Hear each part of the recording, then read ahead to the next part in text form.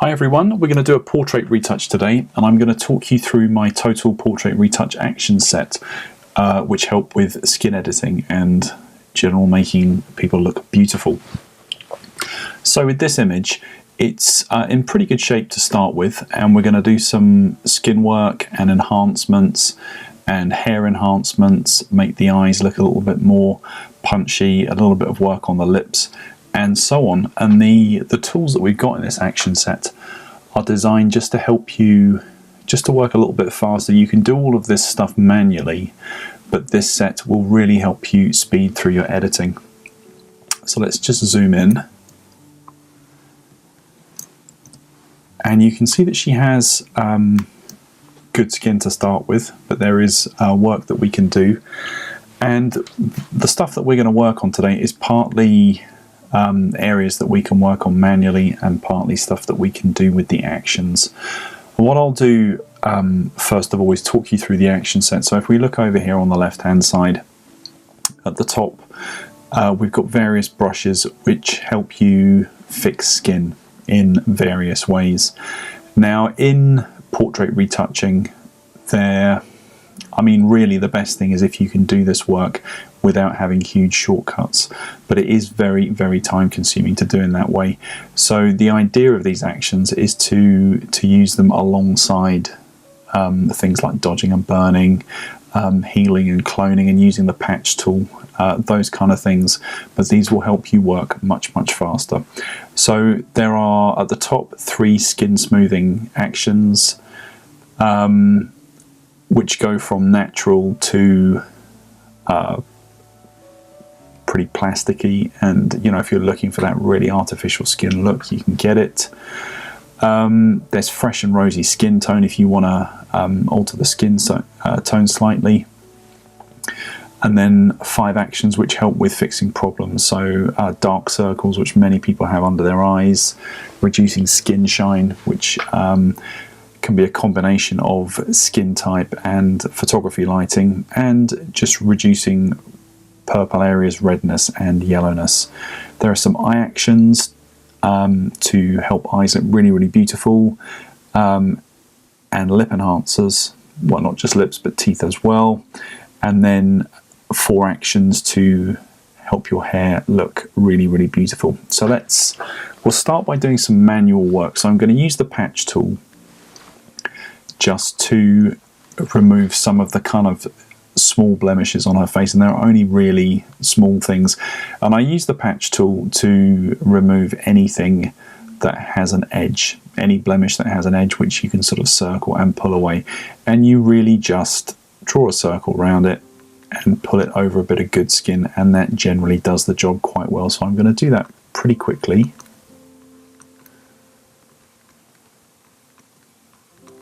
And you don't have to kind of go crazy with this, because we want to leave her still looking natural.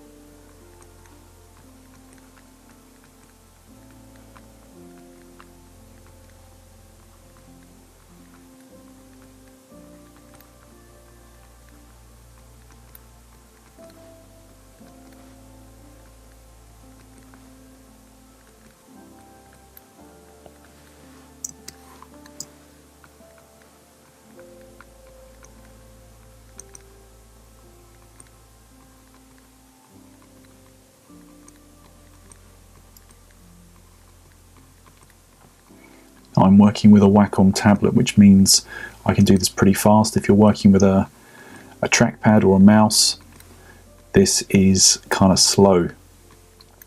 And for me, it really gives me kind of arm and wrist ache trying to do this stuff with a mouse.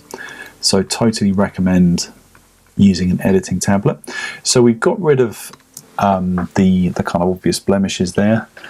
And we'll use the skin smoother with detail just to kind of even things out. So with these actions, there's a pop-up box that tells you what to do.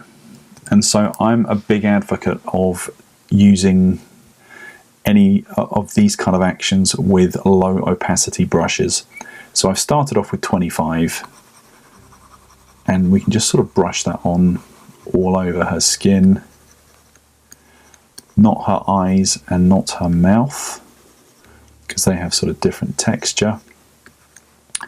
And you can see that it has this kind of smoothing effect. Now, that is slightly overdone to me. So I'm going to go over to the layers panel and just reduce the opacity somewhat to make it look natural. And if I turn it on and off, you can see it just sort of smooths everything out. And not everybody wants every last detail of their skin to be really visible. So there we go. That's a pretty quick job to do. And the next thing that we can have a look at is fixing one or two of the kind of, I was going to say problem areas, but they're not sort of huge problems with this model. So if we look at reducing the dark circles, you use the eyedropper tool to select an area of kind of good tone that you like, and then you use the brush to paint over the tone that you want to remove or to reduce. So just, you can see that there's a sort of dark area under the eye over here, and so we'll just use the eyedropper tool to select the kind of good tone from underneath it, and we'll use a brush at 50% opacity just to paint that tone on.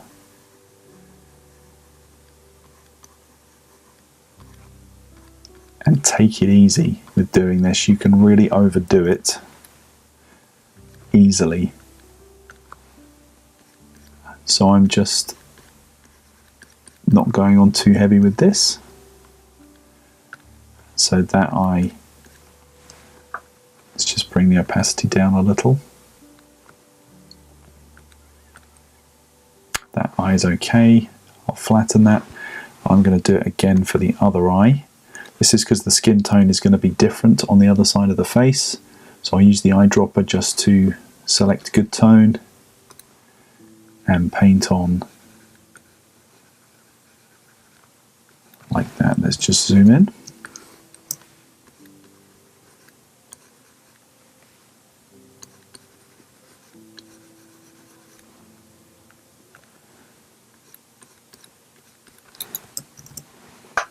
There we go, and that's a fairly natural look there. Okay, let's go to the eyes now, and we can brighten the irises. And again, I just do these on fairly low opacities. Let's try 25. And this just gives a little bit of pop. This is definitely something not to overdo, because you can make your person look like an alien or a cat or something else they shouldn't really be looking like. You can see that that's just brought up the tone a little there, and we can sharpen as well.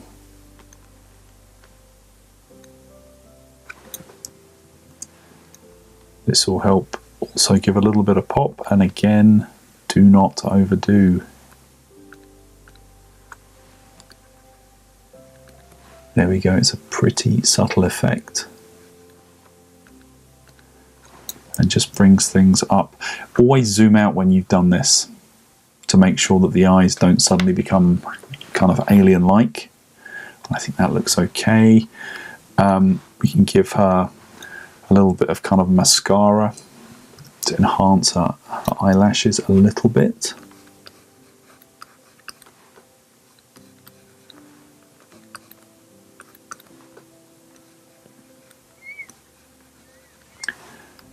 And a little bit of colour into her brows as well.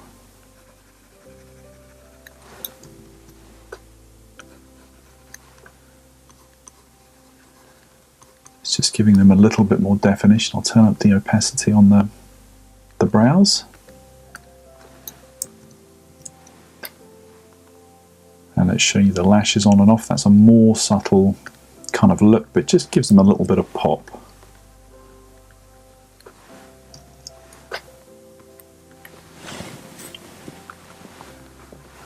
Okay, and we'll flatten that now. So eyes looking really, really lovely. Okay, with the mouth enhancers, the pink lips action is something that's really going to work best for women in most cases. So let's just paint that on.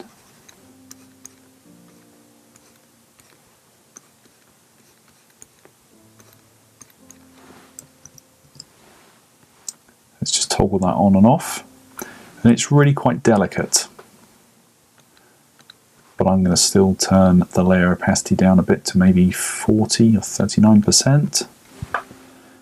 And that really just brings things up gently and nicely.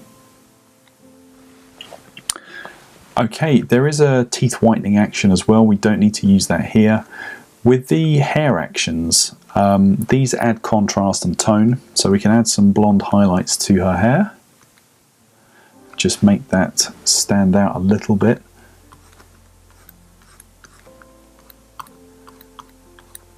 And again, what you're really doing with this is increasing the contrast. You're making the bright bits a little bit brighter, just popping out somewhat. Again, I'll repeat this, don't overdo it, because it will look crazy unnatural if you do. There we go, just lifting that a tiny bit. And another thing that we can do is a tiny bit of dodging and burning.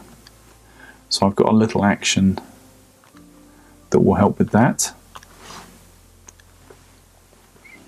And there's a black and white layer on the top which helps you see the areas which need a little bit of help. The kind of dark areas that need brightening up you can see much more easily. I like to have my brush on 100% opacity and 1% flow. Again, so I don't overdo it. And really, I'm just gonna, there are a few slightly dark areas, maybe down by the mouth and the side of the nose and under the eyes a little bit, that I'd like to just brighten up a touch. Don't have to go crazy with this at all. And the name of the game with this is just evening out the skin tone. Lots of that has been done with the skin smoothing action, and this will just help even stuff out. And what I'm doing is where the skin tone changes, I'm just looking to make that transition in the tone as smooth as I can.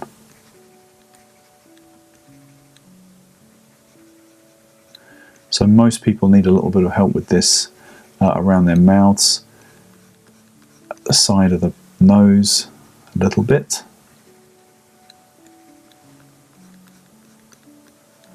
and also under the eyes at times. In fact, under the eyes for most people except really young children.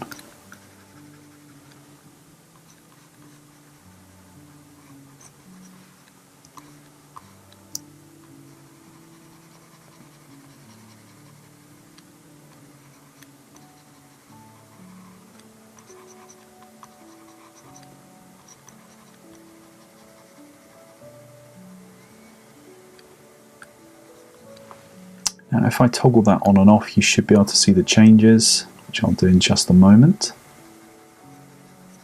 And again, it's a subtle effect. You can just see it lifting around at the side of the mouth most noticeably. And I'll turn the black and white layer off so you can see how it looks in context.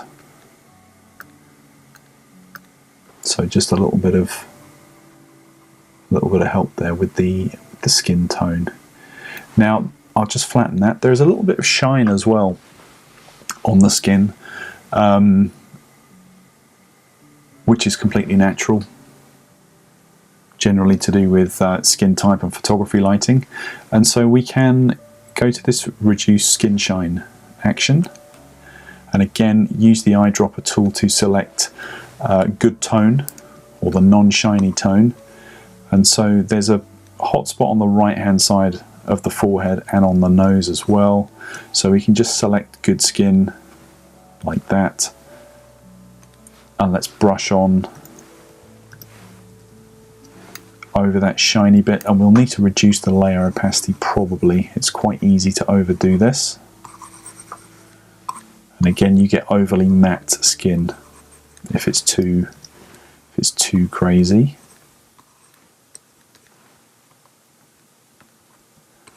So let's just bring the layer opacity down a bit to maybe 60%. And we're just bringing down that hot spot a tiny bit. It's too tiny. We'll turn up the overall layer opacity. And there we have it. Let me just go to the history panel so you can see where we started.